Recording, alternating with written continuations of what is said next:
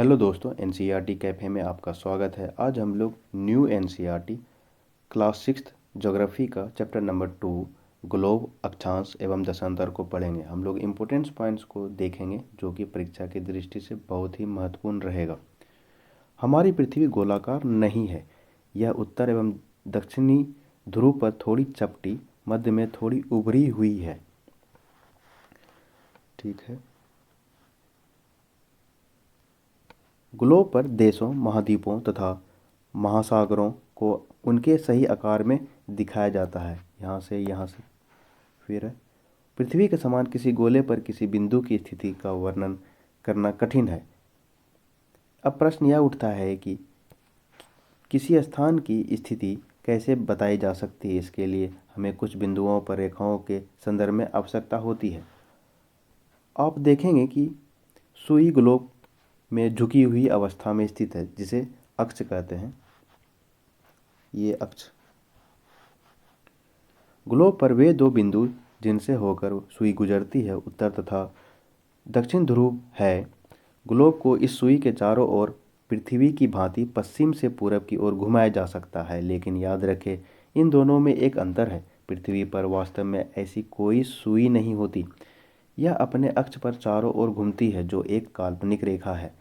एक अन्य काल्पनिक रेखा भी ग्लोब को दो बराबर भागों में बांटती है। इसे विषुवत वृत्त कहा जाता है। पृथ्वी के उत्तर में स्थित आधे भाग को उत्तरी गोलार्ध तथा दक्षिणी वाले आधे भाग को दक्षिणी गोलार्ध कहा जाता है। ये दोनों बराबर के आधे भाग होते हैं। इस प्रकार विषुवत वृत्त पृथ्वी पर एक काल्पनिक वृत्त का बनाती है एवं यह पृथ्वी पर विभिन्न स्थानों की स्थिति बताने का सबसे महत्वपूर्ण संदर्भ बिंदु है। विषुवत वृत्त से ध्रुवों तक स्थित सभी समानांतर वृत्तों को अक्षांश समानांतर रेखाएं कहा जाता है। अक्षांशों को अंश में मापा जाता है।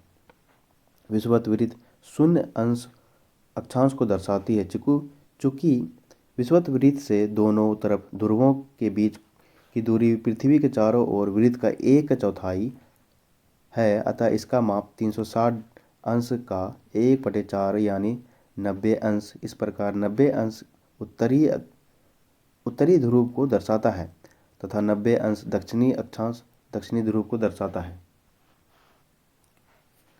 इस प्रकार विषुवत वृत्त के उत्तर के सभी समानांतर रेखाओं को उत्तरी अक्षांश कहा जाता है तथा विषुवत वृत्त के दक्षिण स्थित सभी समानांतर रेखाओं को दक्षिणी अक्षांश कहा जाता है।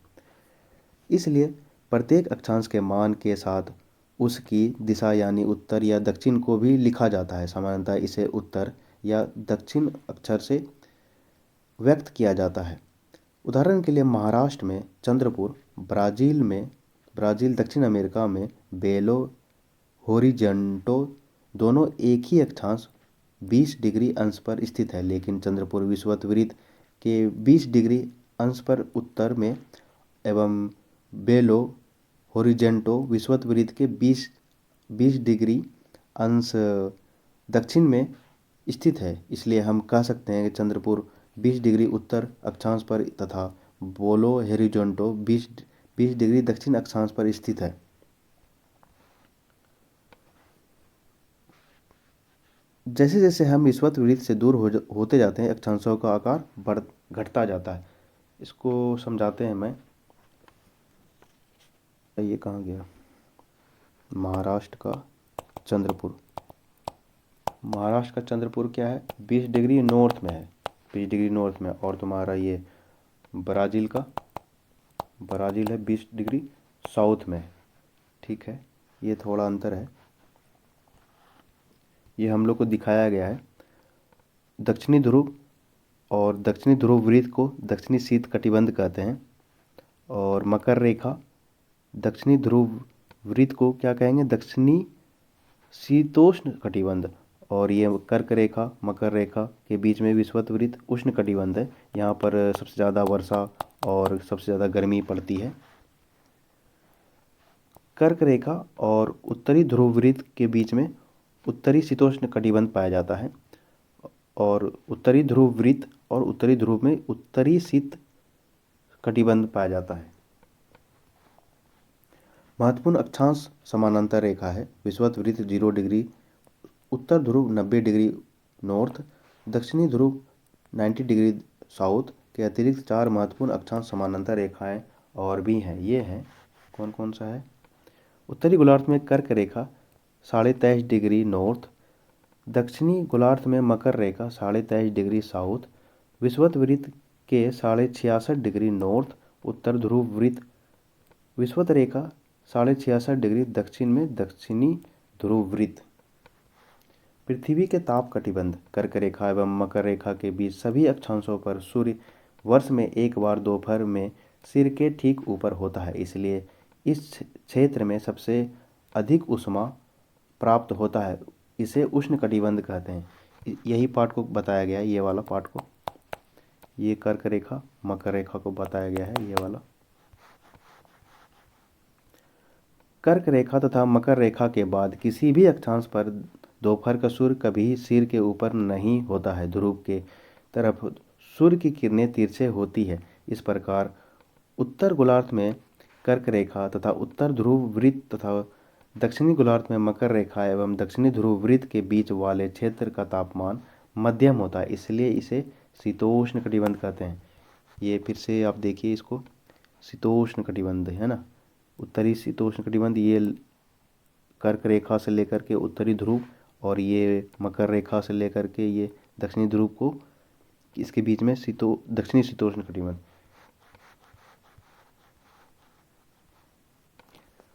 उत्तरी गोलार्ध में उत्तर ध्रुव एवं उत्तरी ध्रुव तथा दक्षिणी गोलार्ध में दक्षिणी ध्रुव वृत्त तथा दक्षिणी ध्रुव के बीच में ठंड बहुत होती है, क्योंकि यहाँ सूर्य क्षितिज से ज़्यादा नहीं आ पाती, इसलिए इसे शीतोष्ण कटिबंध कहते हैं। देशांतर क्या है? किसी स्थान की स्थिति को बताने के लिए उस स्थान के अक्षांश के अतिरिक्त कुछ और जानकारियाँ की आवश्यकता भी होती है। आप देख सकते हैं, एक प्रशांत महासागर में स्थित टोंगा द्वीप, हिंद महासागर में स्थित मॉरिशस द्वीप एक ही अक्षांश पर 20 डिग्री दक्षिण पर स्थित है। उनकी यह सही स्थिति जानने के लिए यह पता करना होगा कि उत्तरी ध्रुव को दक्षिणी ध्रुव से जोड़ने वाली संदर्भ रेखा से पूरब या पश्चिम की ओर इन स्थानों की दूरी कितनी है। इन संदर्भों को रेखाओं को दक्षिणी यामोत्तर कहते हैं। ये थोड़ा बताता हूँ इसको, क्या है इसमें दिया हुआ। ये मेरा ग्लोब है जैसे, और ये बीच में बटा हुआ है, ये मेरा इधर है, और ये मॉरिशस है, हिंद महासागर, ये देशांतर रेखा है, और ये वाला पार्ट जो है तुम्हारा टोंगा द्वीप है, प्रशांत महासागर वाला, ये भी 20 डिग्री पर है, और ये भी 20 डिग्री पर है, 20 डिग्री। तो यही बताया गया है कि ये कैसे डिफरेंट है। और ये टोंगा द्वीप हो गया तुम्हारा वेस्ट साइड, और ये हो गया ईस्ट साइड, और ये जब तक देशांतर रेखा नहीं गुजरेगा तो कैसे पता चलेगा, इसी को यहाँ पर बताया गया है।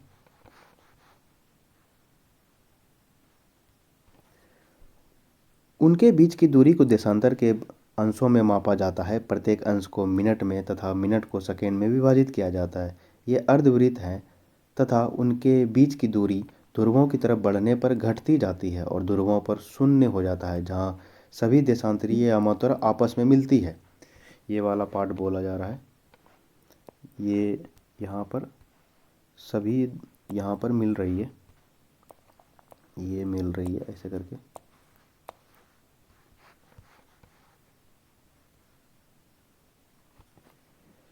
अक्षांश समांतर रेखाओं से भिन्न सभी देशांतरीय यामात्रा की लंबाई समान होती है, इसलिए इन्हें सिर्फ मुख्य संख्याओं में व्यक्त करना कठिन था। तब सभी देशों ने निश्चय किया कि ग्रीनविच, जहां ब्रिटिश राजकीय वेधशाला है, से गुजरने वाली यामोत्तर से पूर्व और पश्चिम की ओर गिनती शुरू की जाए। इस यामोत्तर को प्रमुख यामोत्तर कहते हैं। इसका मान 0 डिग्री देशांतर है तथा यहाँ से हम 180 डिग्री पूर्व तथा 180 डिग्री पश्चिम तक गणना करते हैं। प्रमुख यामोत्तर का 180 डिग्री यामोत्तर मिलकर पृथ्वी को दो समान भागों पूर्वी गोलार्ध एवं पश्चिमी गोलार्ध में विभक्त करती है। इसलिए किसी स्थान के देशांतर के आगे पूर्व के लिए अक्षर पूर्व, पश्चिम के लिए अक्षर पश्चिम पो से का उपयोग किया जाता है। यह जानना रोचक होगा कि 180 डिग्री पूरब और 180 डिग्री पश्चिम यामोत्तर एक ही रेखा पर स्थित है। ये एक ही डिग्री पर स्थित है। अब ग्लोब पर अक्षांश समांतर रेखाओं एवं देशांतर यामोत्तर के द्वारा बनी ग्रिड को देखो। अगर आपको किसी स्थान के अक्षांश या देशांतर की सही जानकारी हो तो ग्लोब पर आप उस स्थान पर आसानी से लगा सकते हैं। उदाहरण के लिए असम में धुबरी 26 डिग्री उत्तर अक्षांश तथा 90 डिग्री पूरब देशांतर पर है। अब इस बिंदु को यहाँ जाकर दोनों रेखाएं एक दूसरे को काटती है। ठीक है, ये वाला पार्ट हो गया। कितना है, 26 डिग्री लगभग 26 डिग्री, और क्या है 90 डिग्री।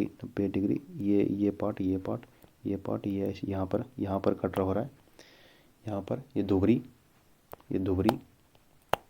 वही बताया गया है, धुबरी असम 26 डिग्री नॉर्थ और 90 डिग्री ईस्ट। ठीक है, इसको समझने के लिए कागज़ पर आप कर सकते हैं, इसका कोई ये नहीं है। ठीक है,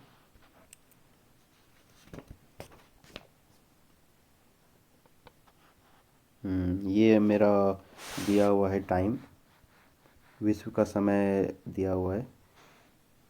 ये प्रशांत महासागर है, ऐसे करके ये टाइम है आगे पीछे। ठीक है, यहाँ से ग्रीनविच हम लोग पूरब की तरह जाएंगे तो प्लस में जाएगा।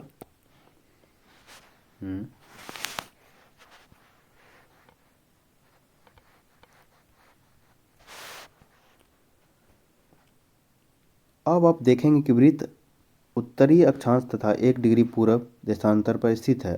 ठीक है, देशांतर और समय को मापने का सबसे अच्छा साधन पृथ्वी, चंद्रमा एवं ग्रहों की गति है। सूर्योदय एवं सूर्यास्त प्रतिदिन होता है, अतः स्वाभाविक ही है कि यह पूरे विश्व में समय निर्धारण का एक सबसे अच्छा साधन है। स्थानीय समय का अनुमान सूर्य के द्वारा बनने वाली परछाई से लगाया जाता है, जो दोपहर में सबसे छोटी और सूर्योदय तथा सूर्यास्त के समय सबसे लंबी होती है। छाया, जैसे ये पढ़ रहा है, ये आदमी है तो ये छाया तो सबसे ज़्यादा होगा। ग्रीनविच पर स्थित प्रमुख यामोत्तर पर सूर्य जिस समय आकाश के सबसे ऊंचे बिंदु पर होगा, उस समय यामोत्तर पर स्थित सभी स्थानों पर दोपहर होगी। चूँकि पृथ्वी पश्चिम से पूरब की ओर चक्कर लगाती है, अतः वे स्थान जो ग्रीनविच के पूरब में है उनका समय ग्रीनविच के समय से आगे है, जो पश्चिम में है उनका समय पीछे होगा। समय के अंतर की दर गणना निम्नलिखित विधि से की जा सकती है। जैसे 360 डिग्री 24 घंटा। ठीक है, ओके, तो 24 घंटा इक्वल टू 360 डिग्री, तो 1 घंटा इक्वल टू 360 डिग्री बाई 24, तो कितना हो जाएगा, 1 घंटा इक्वल टू 15 डिग्री हो जाएगा। 15 डिग्री इक्वल टू 1 आवर, तो 15 इक्वल टू 60। ठीक है, तो 15 और 60 बाई 15 चौके 60। ठीक है, तो 1 डिग्री इक्वल टू 4 मिनट ये हो जाएगा। वही बताया गया है। 1 घंटे में 15 डिग्री एवं 4 मिनट में 1 डिग्री घूमती है। क्या है, पृथ्वी लगभग 24 घंटे में अपने अक्ष पर 360 डिग्री घूमती है, अर्थात वह 1 घंटे में 15 डिग्री एवं 4 घंटे में 1 डिग्री घूमती है। इस प्रकार जब ग्रीनविच में दोपहर 12 बजते हैं तो ग्रीनविच से 15 डिग्री पूरब का समय होगा। 15 × 4 इक्वल टू 60 मिनट, अर्थात ग्रीनविच के समय से 1 घंटा आगे। वही शॉर्टकट में मैंने बताया है।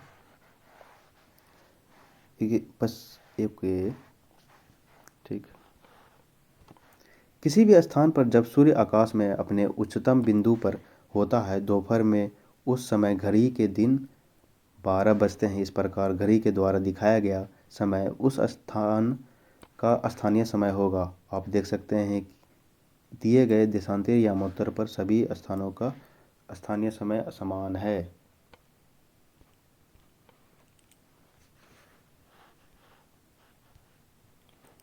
अलग अलग यामोत्तर पर स्थित स्थानीय स्थानों के स्थानीय समय में अंतर होता है। उदाहरण के लिए बहुत से देशांतरों से होकर गुजरने वाली रेलगाड़ियों के लिए समय सारणी तैयार करना कठिन होगा। भारत में गुजरात के द्वारका, असम के डिब्रूगढ़ स्थानीय समय में लगभग 1 घंटा 45 मिनट का अंतर है।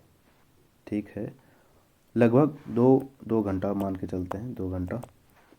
इसलिए यह आवश्यक है कि देश के मध्य भाग से होकर गुजरने वाली किसी यामोत्तर के स्थानीय समय को देश का मानक समय माना जाए।